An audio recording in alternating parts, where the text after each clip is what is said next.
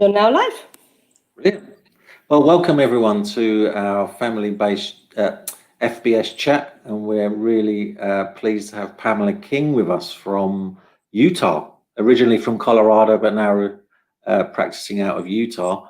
So Pamela, we always like to start with how people came across the solution-focused approach, what resonated with you, and how you kind of, and we'll talk about the journey afterwards, but how did you originally come across the approach? Well, in the mid-90s, I was in graduate school, and one of my assigned books was Family-Based Services by Insoo Kim Berg. And I thought, okay, I'll read this assigned book. And I just, I was smitten. I was completely smitten. And I read The Problem Drinker by Insoo and Scott Miller. And I just really thought, this fits with me. This fits with who I am. So I was very thankful that my major professor, Thorana Nelson, had an emphasis on solution-focused brief therapy within my training program. So that was my first introduction in the mid-90s. Wow. So when you read that family-based, it was family-based services, wasn't it, from Insoo? Yeah.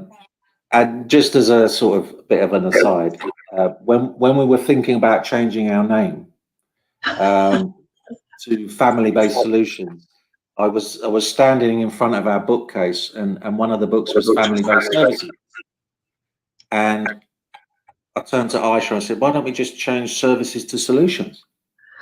So that book kind of resonates with us as well. Yeah.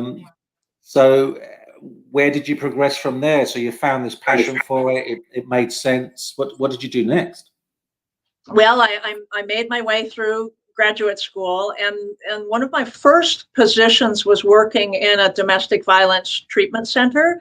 I was still an associate and getting all of my hours, and the center used a solution-focused, strengths-based variety of therapies, and that worked. That just seemed so important for a population like a court-ordered domestic violence abusers, perpetrators. It worked so well because it was respect-based, and you were able to talk with people about what they wanted instead of going on and on and on and on about everything that had gone wrong. We could have this dual focus of, yes, there's this, and what would you like instead? And that just, it just fits so well. And at that time, we didn't have any treatment services for children who had witnessed domestic violence. Now, I was still a kind of a baby therapist. I was just brand new, had just barely graduated, and my supervisor, Victor Nelson. Those are the two people that I were my in my, what do you call it, in the intro, in the endorsement, in the, what do you call it, the love letter. Can't think of what it's actually called, but it's like the love letter at the beginning of your book where you say, "Thank you so much." Victor Nelson and Thorana Nelson. Those are acknowledgements. That's it. That's it. In the acknowledgement, but it really was a love letter, it was saying, thank you so much for introducing me to this and encouraging me in my path of finding my own journey of working with children and families with solution focus. So I wrote a teeny tiny little grant and received funding to do a domestic violence, children who had witnessed domestic violence, a treatment program, individual and group therapy. And we had this lovely integrated model working with the children and teaching parenting classes. And then we would have the parents and children come in together. It was really a lovely, lovely introduction as my, one of my first real jobs in the field. So, yeah, and then I went on to work in the schools In elementary schools, I had several different schools that I worked with in a collaborative program where a teacher, the principal, a public health nurse, and a person from family services and the therapist, we all worked together to serve the at-risk children in these schools.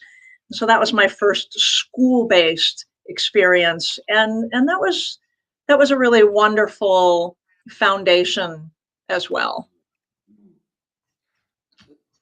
So initially you were working with adult perpetrators of domestic abuse? Yes, yeah. So, because often, I mean, a lot of the studies in the UK show that the dropout rate from these, perpetrator programs is really high. What difference did it make that you were using the solution-focused approach rather than that blaming approach?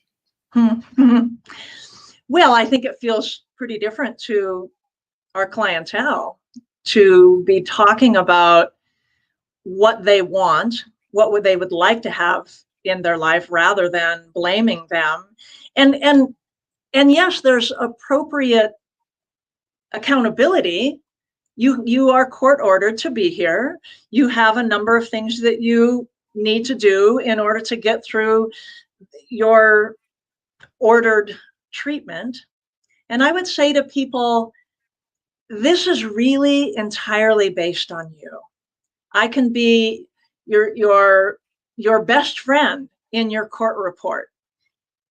My court reports will be based on your accomplishments and what you are doing. And what we saw is, of course, I mean, we know this, as their satisfaction with their life went up, their tendency to be abusive and controlling went down. And of course, that's exactly what the judge wants to see, but it's taking it from this approach rather than from, that approach. And I think that as a clinician, it's a hard population to work with, a lot of people say. And yet, for us, it was absolutely delightful. And I feel like solution-focused practice is like burnout prevention juice. Yeah. Because you're not having to go through all of that problem-based stuff. It's there, and we know it. And I've read this. That's part of my responsibility. And you have to be in this program for this number of weeks. That's part of your responsibility and part of your order. And so outside of that, we can do what's most useful for you. And that was really wonderful. And learning more about what people really wanted, and watching them find those small steps. And I think in particular, people who have been tagged as perpetrators, nobody's really asking them, so gosh, what's going well? People just aren't asking that question. And so it was a rather unique question to be asking, what's gone well this week? Versus, so did you beat your wife this week? It's a really different opener. And that was there too, because then they said, and because I did that, I found that my wife and I, we talked a little bit better. And the kids, well, what did the children notice? Oh, well, we actually went to the lake and we had a nice picnic. Huh. Wow. What difference did that make? And so we were talking about, instead of talking about the abuse, we were talking about the opposite of the abuse. And so it was good for me. It was good for them. It was an important training platform for me, because I learned I could do so-called hard work and love it, enjoy it, and stay with it. 30 some years later, I'm still here. Yeah. So When did you decide that you wanted to do something for the children separately from that? Well, that was actually, that was fairly early on. I mean, in my graduate work, I really enjoyed working with children. There wasn't a whole lot of play therapy or child-based therapy within my program. I mean, we family work, but how do you work with the kiddo, with the parent, where the child is your focus? So I got a whole lot of training in play therapy, and I started to work with the witnesses of domestic violence, the children, and then working in the schools. And from there, really, the I certainly work with a lot of adults, but my career, and I guess maybe what I'm known for most, is working with children and families. I'm a systemic therapist, and I strongly believe that parents are the experts on their families and children are the experts on themselves. So it's important to me to have those parents involved and to honor their position as the parent in the family. And so I was doing that from, the domestic violence to the school work, and now in my private practice, and yeah, so really all along, Joe, I've been working with children and knowing that I wanted to do that. I mean, really, because in the UK recently, what's happened in terms of the legal aspect of domestic abuse, they're looking at children's now not just as innocent bystanders, but as victims in law. Mm-hmm, mm-hmm. So hopefully in the UK there will be more work supporting children that have witnessed the abuse between the two most important people in their lives, and making sense of that. How it sounds like a really difficult one. How do you get these groups of children to open up and talk about, or not? I mean, what's the process with the children's groups? Well, here we were working with all of these adult perpetrators, men, women who had been court ordered to treatment, and then the adult victim. We were working with those people. And as we talked about what their best hopes were, we heard a lot about, gosh, I'm really concerned about my children because they've seen this. And around that same time, the state of Utah, which is where I was living and am living, around that time, it became, sounds like in the UK too, it became an additional legal charge if you are convicted of domestic violence and the child witnessed. And that means eyewitness or ear. They heard, they were in the home at the time of the abuse. There's an additional charge of child abuse. Wow. So it was a very profound advocacy by the state for children. And so, you get a bunch of children together. I said, we need to treat the children too. We need to provide something for the children. They're the so-called innocent bystanders, or the silent victim. And they are impacted. And so I just started talking to the adults that I was working with and the other clinicians, the adults they were working with, and saying, I'm going to start a children's group. We're going to have a teen group and we're going to have a school age group. And here's what we're going to do. And we looked at a bunch of different treatment programs, and we're going to have food, and we're going to play games. And we had music therapists. So we were writing songs, and some of the songs that we wrote, the children wrote the songs, and they were all about what you want instead. Home where it's safe. And be kind, rewind. We had all kinds of wonderful song titles, And we had a cartoon strip of the way we want things to be. This is how families should be. And so we had I don't remember, maybe 6 week curriculum, 4 to 8 week. I don't remember how long it was. And meanwhile, the parents were in a parenting class. So it was a one-stop deal. The non-offending parent was in a parenting class. As it became safe, we were involving the offending parent in the parenting class if they were together, and that was a safe thing to do. So they were in the parenting class in one office. We had the younger children in another office, and we had the teenagers in another office. And at the end, we all came together and everybody got to say something about what they did that was cool, sing their song or show their, sculpture creation. And then we ate together. We ordered a lot of pizza and a lot of food. And we just ate together, and we had this big family experience where we were welcomed into their families. So when you ask the question, Joe, how do you get kids to open up and talk? If you're asking them about all the terrible things that happened, that's hard to get them to open up and talk about, because that's the terrible stuff.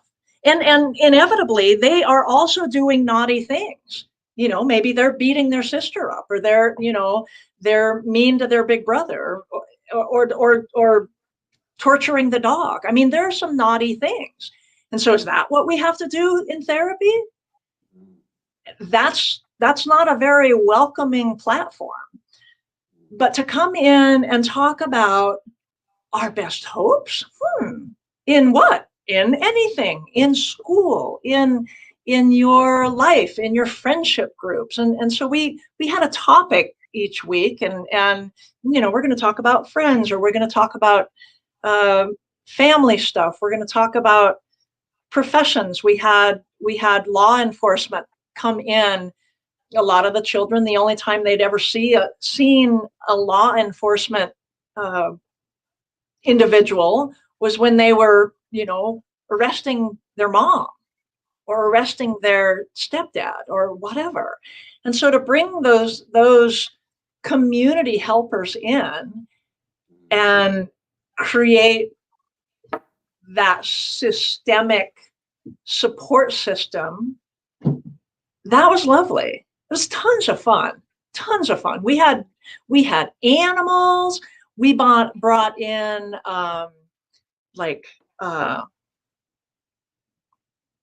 what are the real pokey? It's a rodent, or it's like a chinchilla. Is that what it is? I don't know. Anyway, do you know, Joe? I'm trying to think. Carry on. It'll come to me. I'm thinking porcupine. It wasn't a porcupine, but like that, So Not anyway, not meerkats. Meerkats. No. Where have you gone with meerkat? I don't know. I'm just. Anyway, somebody, one of the therapists had or knew somebody who had one of these pets, and they're real pokey. If you bug them, they'll get pokey and aggressive.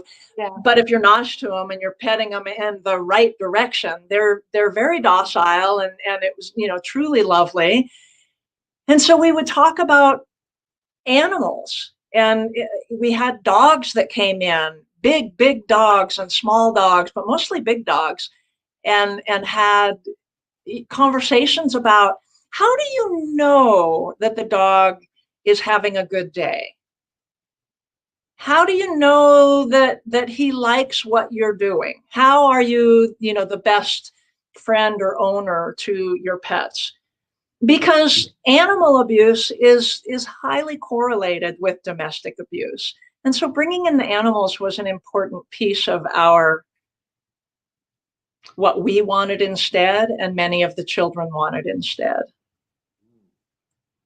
It sounds amazingly creative. It sounds like you had all different avenues for people to explore their best hopes, or any interests that they had. Yeah. Because I was a brand new therapist, I was young and energetic and just trying to find a path. I was willing to do darn near anything. I'm trained in theater. My bachelor's degree is in theater arts, and so bringing in that theatrical, dramatic aspect that was important and enjoyable then and is now. And that oh, we brought drummers in. It was so cool. We did a lot of just all kinds of cool things. And that was, I don't know, 5 years or so, but it was definitely foundational. And then I moved into really the bulk of my career has been in private practice. And in private practice, is it what are the clientele? What sort of issues? Is it still the same? Many are referred by their healthcare providers, by their physicians, family disruption, divorce attorneys, teachers, parent ordered. So children are often mandated clients. They occasionally they'll say, mommy, I really want to go to a therapist. That happens occasionally.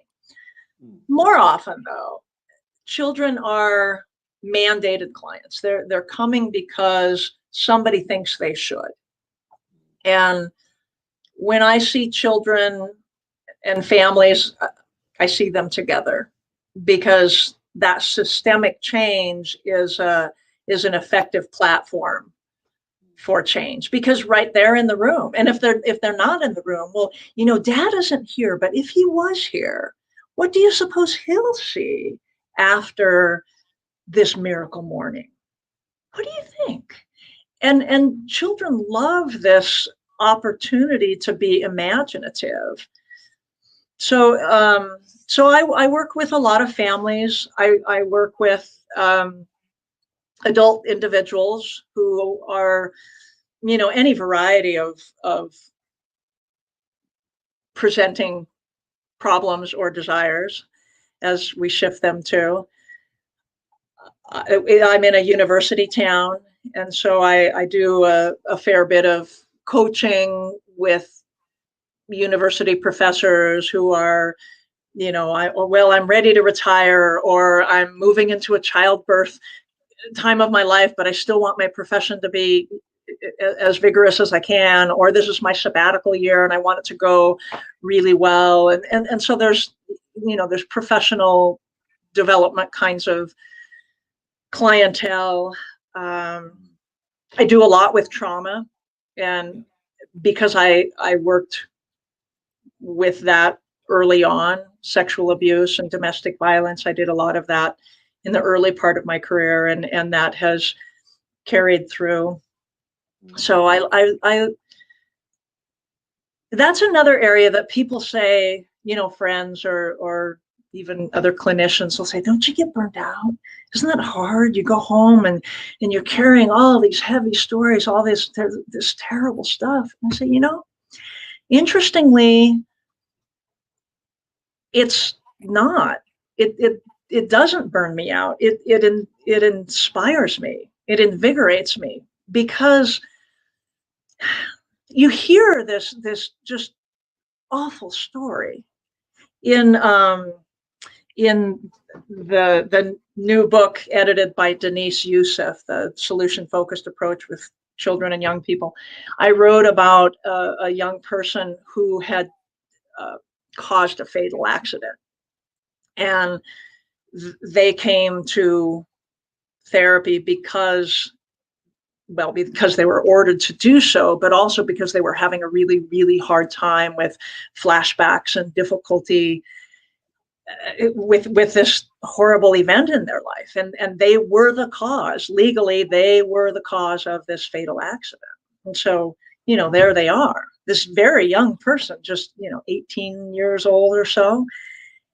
And to hear this, I didn't need to know about the accident beyond what was important for them to tell.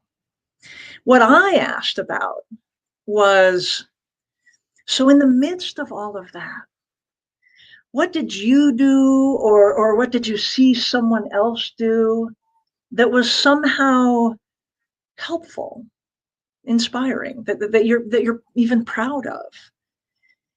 And they like thought, and wonderfully, it's actually a very easy question to answer. I ask that question a lot in trauma-based therapy, and people come up with things. So, I turned around, I looked at my buddies, and they were all alive, and then I kind of grabbed their hands and just like, you okay? Let's pray. And I was like, wow. So you, in the midst of arguably one of the worst days of your life, you had the notion to check in on your buddies. And that's amazing to me. That's inspirational to me. And so I go home, and yes, I feel that heaviness and the sadness of this thing that has happened, whatever the thing is, whether it's, a car accident or abuse or whatever it is, the thing that happened. And in the midst of that thing, there's the other part. If we look at it from this perspective, it's just the trauma and the terribleness. If we look at it from a couple of other perspectives, we start to see the helpers. Look for the helpers. There's a very well-known children's program. I mean, it doesn't broadcast anymore, but in the U.S. called Mr. Rogers' Neighborhood. I don't know if you have ever heard of that, but in the U.S. it was everybody knew Mr. Rogers' Neighborhood, and he would say, "Look for the helpers," and so to ask people what happened. Yes, there was this terrible event, and I never discount that. I never, say, "Oh, well, let's not think about that," because that's part. It's kind of a yes and. Yes, that's there. And what else is there? What else is important to remember, to be able to flash back on? So I have no idea what question that was answering, Joe, but just kind of. Yeah. No, you were just saying about how one of your friends, how do you cope with all these stories? Yeah. All these, yeah. So you're obviously an author. So how did that come about? Oh. How did you? Well, yeah, I had always, so many people say, oh, I want to write a book. And so that was one of my things. Oh, I want to write a book. And I was really feeling like I had some things to share. I don't think I know it all. I don't think I even know the right way to do it. I've figured out how to do it in my way. What's worked for me and the children and families I've worked with. And so I wanted to share some of those inspirational stories and the things that I learned from families. And so I just, in 2013, I was really thinking, okay, I've got to do this. I've got to do it. And so I submitted a proposal, and it was accepted. And it's like, okay, now I have a timeline. That's always helpful. And there again, my longtime friend, travel buddy, and mentor, Tharana Nelson, she was and prolific author. She read every chapter and advised me and said, "Oh, actually, you should reference this book or this person because they said that or thought that before you." And so it happened. It's really a story about the families I worked with. I have one account in there of when I was working early on in the schools, and we had family nights at the schools where we would bring their families, all of these at-risk children. That was our population, all these at-risk children and their families. We met for a dinner together, and we thought, we should bring our families too. And so the workers that had children would bring their children. And at the time, I was pregnant with twins, and I'm very tall, and I went full term and I was monstrously large. and all these gals who had children had a ton of advice for me. And here I was, well, I have a child development degree, but they had children. And that is terrific advice. And I just soaked it in. It's like, oh, well, okay, so what do you think? And blah, blah, blah, blah, blah. I would ask them questions. And so they became my sources of information. And then they were so excited when, well, bring the babies. When you have the babies, bring the babies. And I'm like, oh, it was great. It was to sort of grow up within this profession has been, a lovely thing. I mean, I was huge from like 4 months. And so I was pregnant a long time. And that was a source of conversation in my sessions. Like, when do you know exactly? Oh, still 5 months away. Yeah. and so just that learning from, and when I had, parents die, I was like, oh, how you doing? Oh, my dad died. So it's been a hard week. Thank you for asking.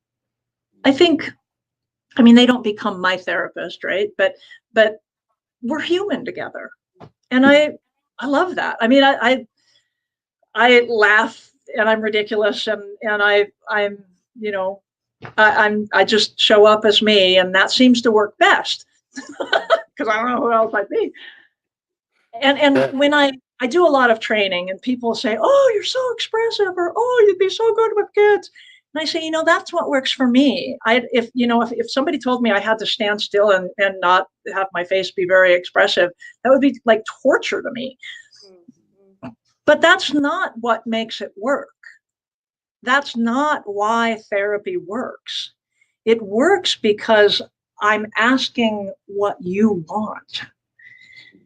And I'm letting the child, whether they're a builder or an artist or a reader or a trampoline jumper, whatever it is that's in their life, that's what we build on.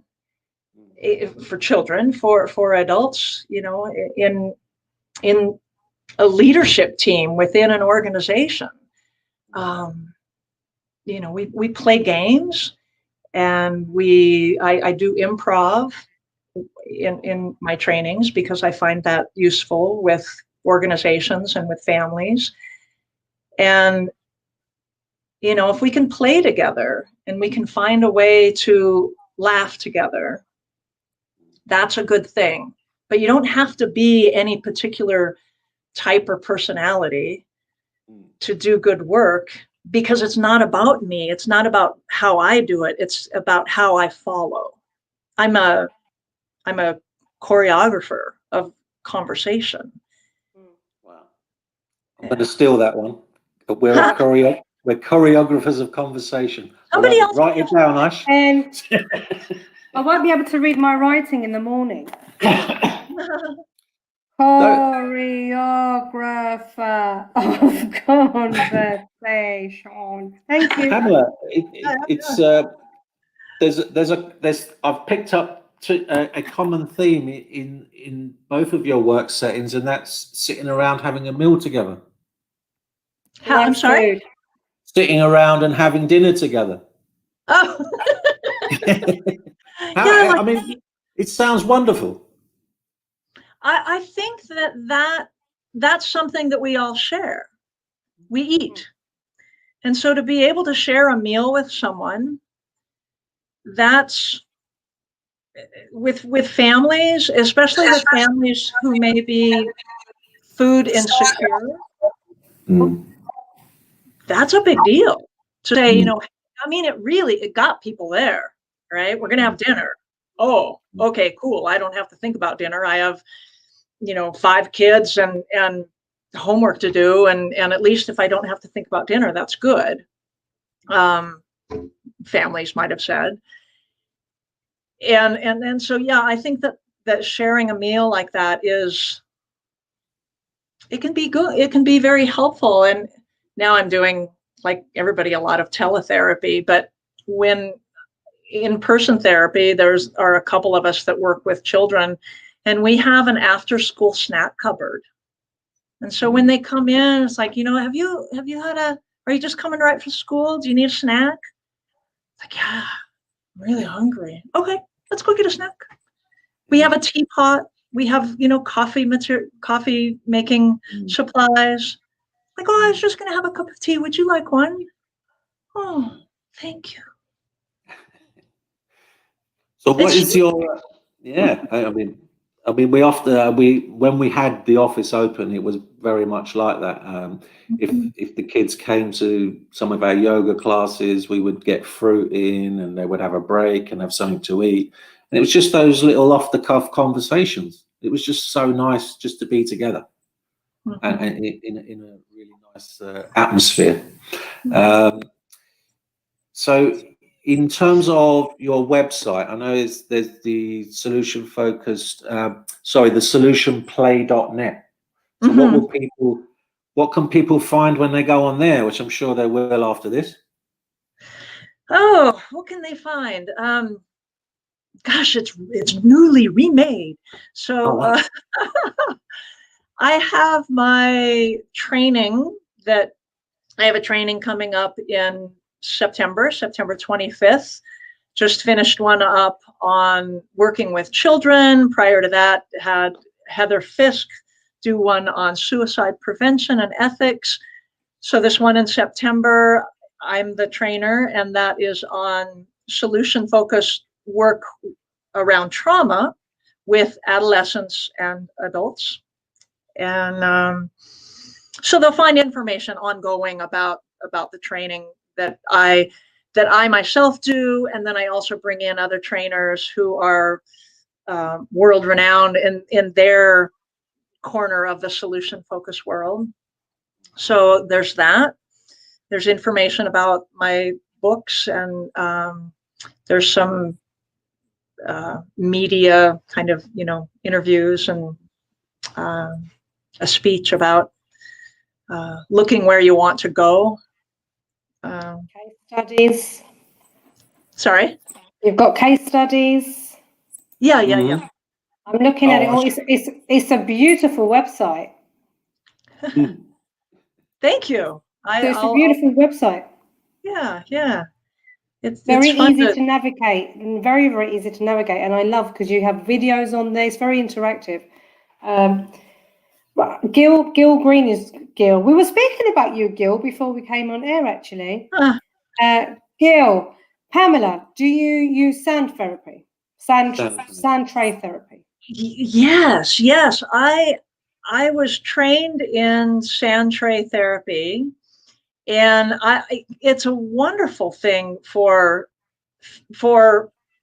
children and adults to be able to create the scene of what they want instead. Or sometimes it can be two trays. It's like, well, this is how it is now, and this is how I want it to be. And then here's the bridge between that. I went to a solution-focused art therapy training at a couple of the SFBTA conferences. You see just a plethora of wonderful presenters. But I went to a couple of art therapy trainings, and I really liked how she would have you take an element from your future and put it in between the problem and the future, and talk about how that element of the future is showing up already. And I just thought that was wonderful. Maybe it was the feather, or it was the puffball in the art display. And so I started to use that in, what element of the future sand tray, or of the future scene that you're building with, blocks or whatever, what element is especially important that you're already seeing little instances of in, now at a 2 or at a 4 or wherever you are, so that we can talk about instances of their preferred future. So like a bridge from one trade to the other. Yeah. Mm-hmm. Mm-hmm. So your training's on the 25th of September, and that's something we can access through the website. Is that right? Yes. It's going to be a virtual training. That's right. Yeah. I'm booking. I'm already I'm gonna book us on, Joe. Cool. Excellent. Here you go. So tell us about the SFBTA Association. What's all that about? Oh goodness. You know, when I was let's see, in 2003, I suppose, I was coming back into my private practice. I had been working as an administrator in the school districts and working in the schools, and I was done with that, and I was coming back into my private practice and saying, oh, you know, what am I going to do here? And Tharana said, you know, there's a conference in Utah, in Park City. You should come. I think you'll like it. It's Solution Focused Brief Therapy Association. You should come. I said, oh, okay, great. I'll do that. That was 2003 or 4. And that was one of the first handful. It's been going for 18 years. So I guess the first year was 2002, and then my first year was 2004.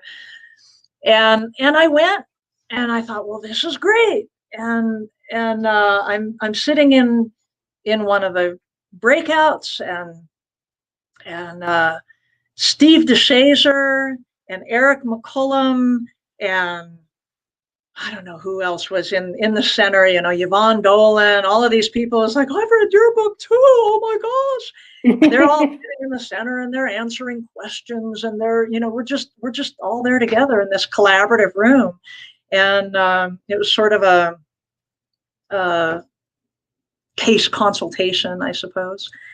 And I asked a question, you know, I raised my hand. I was like, oh, well, you know, I'm struggling with blah, blah, blah, blah, blah, blah. And I just kind of, you know, in my nervous, I was like, blah, blah, blah, blah, blah, blah, just talk. And Steve just kind of rolled his eyes, and he goes, you're talking too much. No.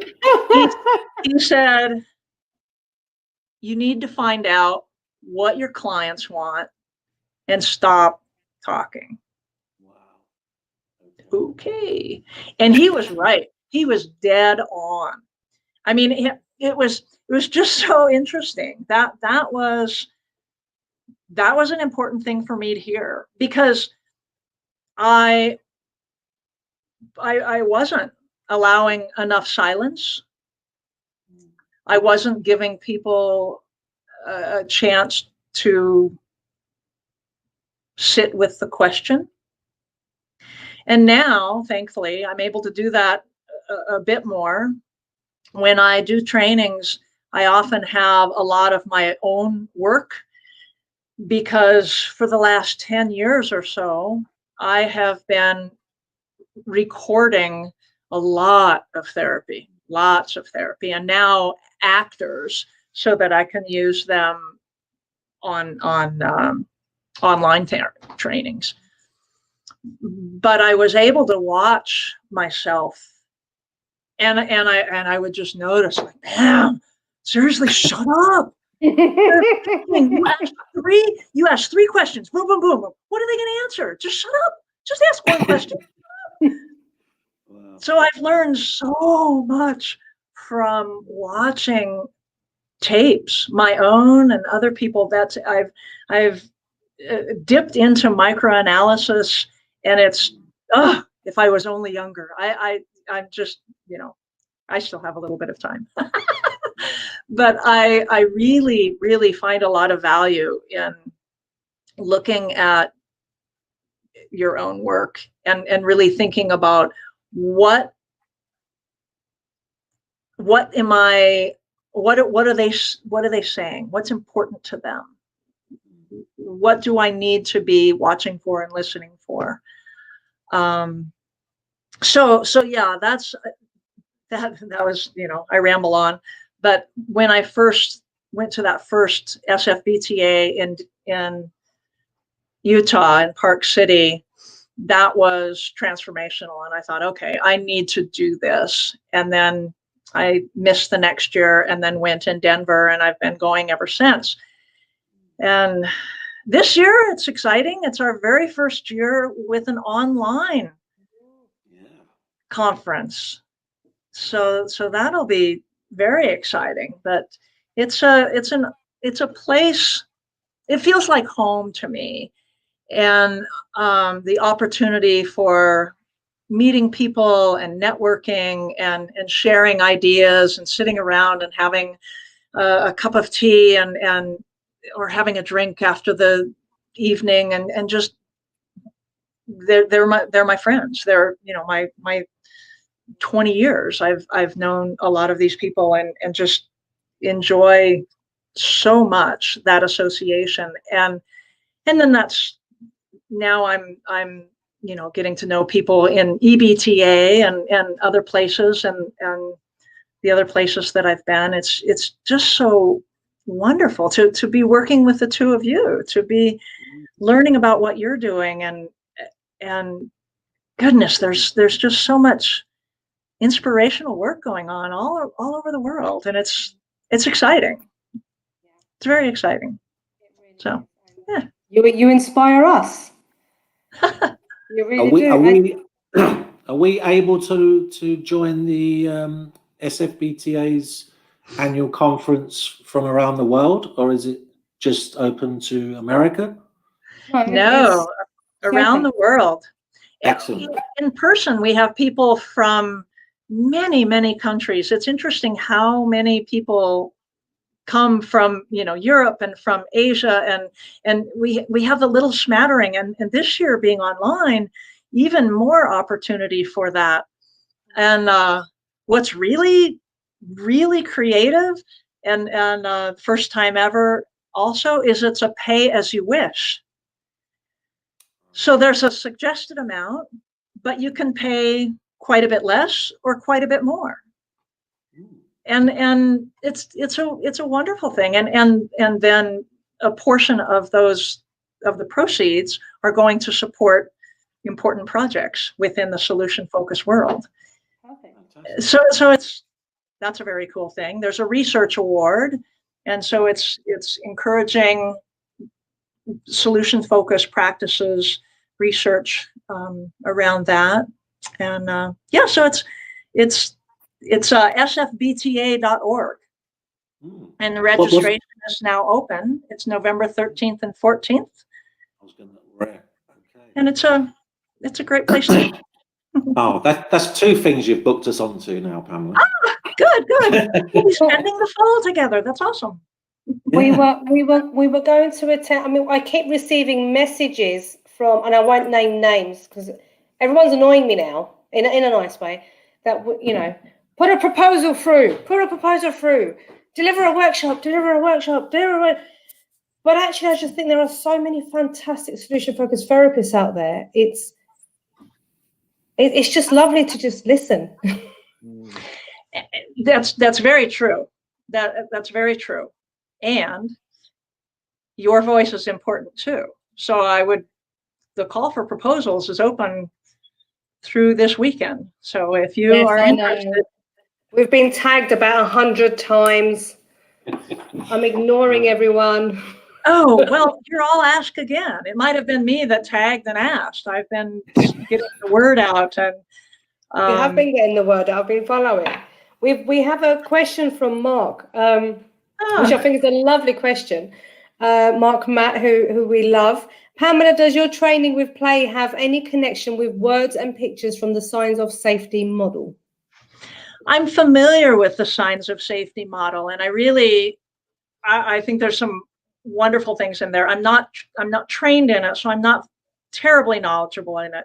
But I like the 3 houses. That seems to be useful for me to be able to the House of Best Hopes, House of the Future, the House of Worries, and House of, it's kind of the past, the present, and the future. And so I've used that. I don't know what conference it was at, maybe at AAMFT when they had a solution focus tribute year. I think that's where I saw them present, and I've read a little bit. So I think it's wonderful, and they do so much work with holding child safety and family well-being as paramount, and what do you want instead of the abuse, so holding that safety and also looking towards the future. Yeah. I'd like to know more. I'd really like to go to Australia. Wouldn't it be fun? Well, I'll meet you there. Okay. And we can actually go for a walk there together instead of a virtual walk. I would like that. Let's book that too. Let's book that. I would absolutely be delighted. And then I'd have to. Then Emma Burns would kill me, because then she'd say, you need to come to New Zealand. And then Mark would kill me because he'll say, well, how come you've been there but not to Holland? So yeah, I think Joe and I need to take a year out and kind of just visit everybody to say thank you. Thank you. Mm-hmm. It's great to have a tea with you. I'm very interested to know about your twins. And obviously we don't want to get into their personal life, but what has it been like for them growing up with an SF mum? Well, they would be the best ones to ask, but I suppose they ended up going to a lot of conferences with me. When we had our conference in Banff, Canada, they got their passports and off we went. They were maybe 13 or 14 years old, and so they've been well versed in conference going. They're 26 now, and Rebecca is a school teacher in agriculture science education, biology education, and ag science. And I think that she notices what's going well, and she asks her students, how do you want this project to look? She teaches welding, for example, and she'll say, okay, here's show me which weld you like best. Okay, so shoot towards that. So I suppose that she uses it in her teaching. And our other daughter, Heather, she works at the university in Arizona in student services, and has a degree in social work, and so she's been pretty involved with the solution focused world as well. So I think that they definitely know it's there, and I gave them each a book when my book came out. This is why you went hungry for many, many, many nights. It was after they had launched, after they moved out and went to college, that I really started to raise my next baby. Yeah. So is there another book in the pipeline, Pamela? Probably. Oh. Yeah. Just frozen. All right. Okay. Yeah, sorry, I was just is there another book in the pipeline or a paper coming up? Probably. Yeah, I enjoy writing, and I've written chapters for books, and I enjoy that. I've written some articles. And I have some other ideas. Wink, Pamela, wink. Hush, hush. Yeah. By the way, was that animal a porcupine? Were we trying to think earlier? No. Yes, it is. Oh, it's not. Come on, Pamela. I'm not. It's gonna bug I'm us not going to lie. I was actually Googling to see if I could work this out. Is a chinchilla pokey? Google chinchilla, because I think it might have been a chinchilla. It's a big. It's in the rodent family. Yeah, but they look quite sweet, though, aren't they? Chinchillas are quite sweet. Hold on. Right. But also very pokey, whatever this animal is. Yeah. So when you say, do you mean they've got spines? Is that what you mean by poke? Right. Okay. Yes. That's why I thought of porcupine, because I thought because they can lower their spine. Yeah. I guess when they're relaxed and when they're agitated, I think they can just bring them up. That's why I thought of it. But someone will come up with the answer, no doubt. Wombat. Wombat? No, I don't think it's a wombat. Listen, if Gil says it's a wombat, it's a wombat. Oh, Gil's. Oh, right. Well, it's a wombat. No, it's a wombat. It's a wombat. I don't know if we have wombats here. It's wombat. I thought they were Australian, from Australasia, wombats. Yeah. Wombats here in the Rocky Mountains, there's not a lot of wombats. Yeah. Try again, Gil. So, this conversation about different animals, I've learned, I'm not an expert on many things, and it's so delightful to yield to the expertise of a teenager, say, who is an arachnologist and taught me all kinds of wonderful things about spiders and the importance of them in his life. This happened to be a teenager who had grown up with a lot of physical disabilities. And he said, he was just talking about spiders and all of his tarantulas and, really, really important relationships for him and incredibly knowledgeable as a 14, 15-year-old boy. And I said,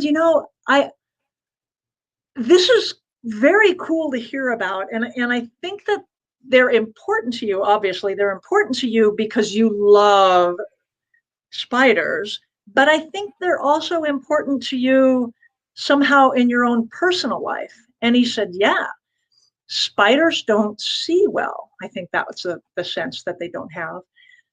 And he had several things that he couldn't do well. And he said, spiders don't go around thinking about and worrying about what they can't do. They spend time developing what they can do. And I said, yep, I knew it was important for you. And so it's just, if you slow down and listen well,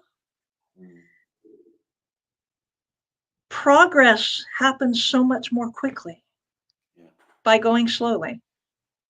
And it's that not only taking a really, a fascination in what they're passionate about, but I think young people love teaching adults things. Oh, absolutely. Yeah. Brilliant. Yeah. Love it. Oh. Sorry, this is very important. Go. Very important. Mark made me laugh. So we were trying to work out what this rodent is. He said we're now going into the Pokemon world, trying to work it out. If that's where children want to take me, I go. I don't know much about Pokemon. I don't know much about video games. And that's okay. I don't need to know about them. I can say, okay, so how is that important? What does that do? Because in video games, you're leveling up, you're moving towards something, you're overcoming challenges and difficulties in order to get somewhere. There's a persistence. Yeah. And we can use that. We can use anything. Sometimes you need to go back a level to move forward. What? And sometimes you need to go back a level to move forward, and that's okay. What are you going to do differently? Yeah. How do you deal with that frustration of not being able to get through that level? What keeps you going? What's that motivation? Yeah, I mean, you're right. Those conversations, I never pretend I know something. I'll just say, well, even if it makes me look silly as an adult, so tell me about that, because I'm not really sure what that is. And you can get some fantastic conversations through that. Yeah. And even if I do know what it is, I know my version of Pokemon or gardening or kayaking. I know what I like about it, but that's not their version. Yeah. And so I still, even if I do happen to know something about what they're talking about, it's still unique. Yeah. Their experience of it, what they get out of it, is still their unique experience. We're still curious. Yeah, curiosity and uniqueness, very solution focused. Brilliant. Guys, we've actually come to the end. Wow. It's been brilliant. That just flew by. I felt like we just had some really good training there without Pamela even realizing what she was doing. This is why we have FBS Chat. It's free training. You know that. Yeah, No, I'm just joking. No, I'm just joking. But honestly, I can, and I've said this a few times already in other chats, but I feel that my practice has really improved. Because we're almost having this one-to-one time together, and I'm learning so much from each and every person that joins FBS Chat. And even better than that, it's, you know, we're raising awareness of how useful SF is in every practice, in every shape, in every form. And I think it's just fantastic how diverse it is. Doesn't matter what your background is, what anything. It's just use and abuse it, SF tools, and love it and enjoy it. Yeah. Well, and that curiosity that you have, that you're extending towards me and the other people that you're interviewing, is the very best trait that you can share with your clients. So you're practicing your curiosity everywhere you go. And that's a wonderful thing. Yeah, no, I agree. Thank you so much for joining us. You are amazing. Yes. Thank you. Absolutely amazing. And I hope to go for a real physical walk with you one day. So actually, people don't know. So Pamela and I were chatting via Facebook Messenger, and she just went, you know what are you doing? And I said, nothing. I'm just sitting at home in my pajamas. And she said, right, let's go for a walk. So while Pamela was walking, you know, she had me on her phone, and she's walking around, and there's me sitting on my sofa with my PJs on, hair up, no makeup, going, oh my God, I'm talking to Pamela King. I'm going for a walk with Pamela King. Starstruck. It was absolutely amazing. What an experience for me. I feel very, very lucky. And didn't I introduce you to my chickens and maybe show you some of my garden? You did. It was amazing. And that was exclusive to me. Yeah, right. So nobody. We're not competitive at all. No one else has ever seen that. Yeah. Not Pamela's chickens. Pamela, can I ask that you stay right there and don't press any buttons or do anything? And to everyone else, we will see you at another FBS Chat very, very soon. Take care. Thank you so much. Bye. This was fun.